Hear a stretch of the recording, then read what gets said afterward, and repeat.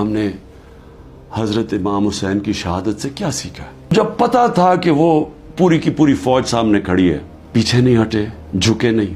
پتا ہوتے ہوئے ایک انسان کو کہ ہم جیت نہیں سکتے، یعنی میری موت ہے، میں یہ جو اب کھڑا ہوں اسٹینڈ کے اوپر تو میں زندہ نہیں رہوں گا، اس کے باوجود وہ عشق اتنا ہوتا ہے اوپر والے کے ساتھ کہ وہ کہتا ہے کہ میں یہ کوئی نہ سمجھے کہ میں خوف کے بت کی وجہ سے کسی کے سامنے جھک گیا ہوں. جو انہوں نے بیج بو دیے کہ ہمیشہ مسلمان دنیا میں ظلم کے سامنے جب لوگ کھڑے ہوتے ہیں تو ان کو یاد آتا ہے وہ اس قربانی کا. یہ بھی یاد رکھیں کہ یزید نے کیسے، کیونکہ کوفہ کے لوگ وہ اتنے ڈر گئے تھے یزید کے ظلم سے کہ وہ نکلے نہیں.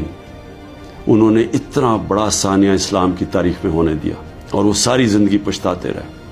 تو آج میرے پاکستانیوں یہ یاد رکھیں، یہ جو ظلم کیا جا رہا ہے، آپ کے اوپر خوف ڈالا جا رہا ہے،